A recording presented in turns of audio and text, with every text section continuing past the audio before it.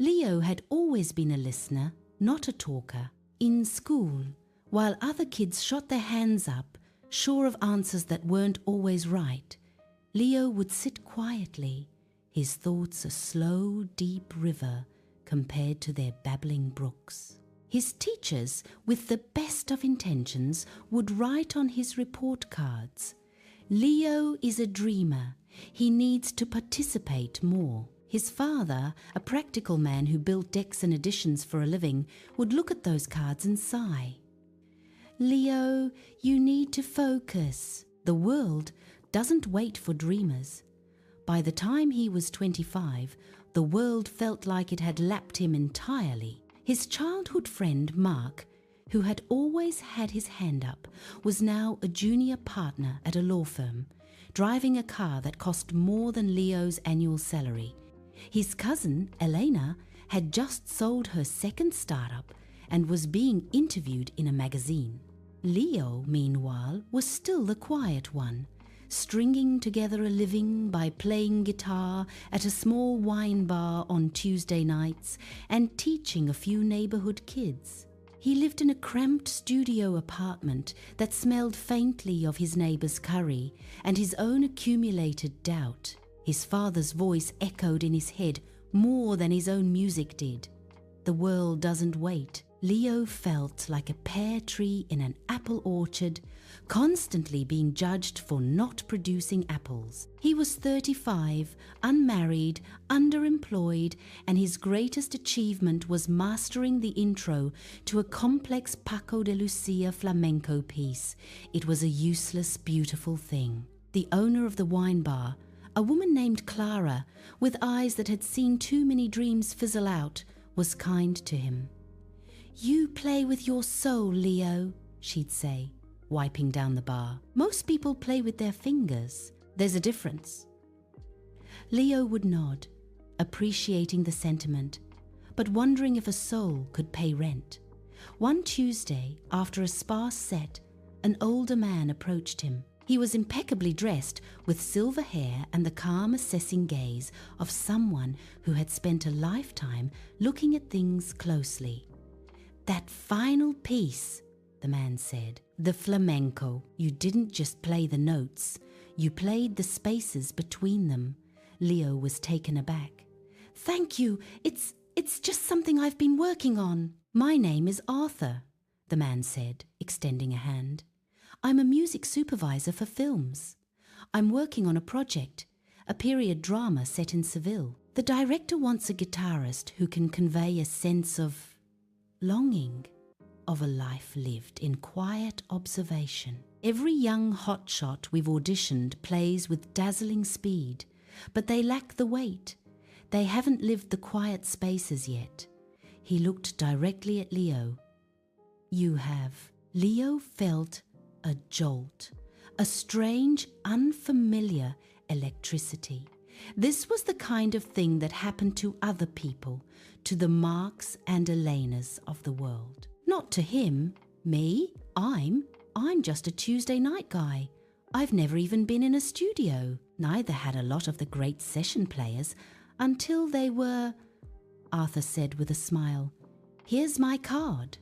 The offer is to come in for a proper audition. It's not a handout. It's just a door. You have to choose to walk through it." That night, Leo sat in his apartment, the card burning a hole in his pocket. Doubt, his oldest companion, moved in. "You're 35. You should be settled. You're a hobbyist, not a professional. What if you fail? What if you go in there and freeze?" He thought of his father's words, of the missed chances, of the long, quiet years where he had just listened. Then he thought of Arthur's words, "You have to choose to walk through it." All his life, he had waited for a door to be built for him. Now, one simply appeared. What was the alternative? To keep playing for Clara and the Tuesday night regulars until his fingers gave out, forever wondering what if. He went. The recording studio was a cathedral of cables and soundproofing.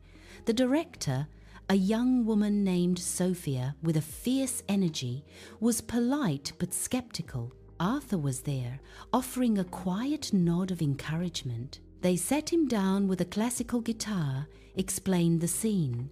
A heartbroken nobleman, alone in a moonlit courtyard, strumming his sorrow. Leo closed his eyes. He didn't think about the cost of the microphone, or the pressure, or the $50,000 he didn't have. He thought about every quiet Tuesday night. He thought about the yearning he'd felt watching his friends succeed. He thought about the girl he'd loved in college who had told him he was too unambitious. He thought about his father's sigh. He thought about the spaces between the notes. And he played. He played a simple, achingly beautiful melody. It wasn't fast or flashy. It was full of breath, of silence, of all the unspoken words and unfulfilled longings of his own life. When he finished, the silence in the control room was deeper than any he'd ever created. Sophia's voice came over the intercom, softer now. "Leo, can you do that again? We need to get that on tape." He did. 3 more times. Each one felt like a small confession. He got the job. It was a modest fee, but it was real. More importantly, it was a start. The film went on to be a modest success, but Leo's contribution was noticed. A composer for independent films heard his track and reached out. A few months later, Leo was in another studio, this time scoring a poignant scene for a small-budget drama. The composer, a man named David, was impressed by Leo's feel for the emotional core of a scene. "You're not just a player," David said. "You're a storyteller. That's rare." For the first time, Leo wasn't just listening. He was being heard. The jobs started trickling in, then flowing. He worked on a documentary about aging fishermen, his guitar evoking the salt and the sorrow of a dying way of life. He contributed to a video game soundtrack, his music giving voice to a lonely wanderer in a vast, silent world. He was 42 now, and his career, which had never even had a seedling, was suddenly a deep-rooted tree. One afternoon, he was invited to speak to a high school music class. A young girl with braces and anxious eyes raised her hand. "How old were you when you knew you wanted to be a musician?" Leo smiled. The question was so simple, so direct. "I always knew," he said, "but it took me a long time to believe that wanting it was enough. I was your age when I first felt it. I was 25 when I started to doubt it. And I was 35 when I finally stopped listening to the people who told me I was too late." He looked out at the sea of young, expectant faces. "I'm a late bloomer. My garden just took a little longer to get the right kind of sun. The important thing is, I didn't stop growing. Even when I couldn't see it, I was putting down roots." That evening, he drove to his father's house. His father was retired now, his hair a shock of white, his hands gnarled but still strong. They sat on the back porch, looking at the garden his father meticulously tended. His father cleared his throat. "I heard you on the radio today. That piece for the documentary. It was something." Leo nodded, a simple acceptance settling in his chest. "Thanks, Dad." His father was quiet for a long moment, watching the sunset paint the sky. Then he spoke, his voice gruff with an emotion he rarely showed. "I was wrong, Leo. The world does wait. It waits for the thing that's real. It just took me a while to see what was growing right in front of me." He gestured vaguely at his immaculate flower beds. "All my life I've been planting annuals. Quick colour, fast results. But you were an oak, and oaks take their time. Leo felt a warmth spread through him, deeper and more profound than any applause in a concert hall. It was the validation he hadn't known he still needed, a balm for the quiet boy who had always been told to speak up. He looked at the garden, at the patient soil, at the slow, sure work of roots and time. It wasn't too late. It had never been too late. It was simply his time, and it was perfect. Moral: the years you spend feeling behind are often the years you are simply putting down the deepest roots. An oak grows slowly, but it stands for centuries.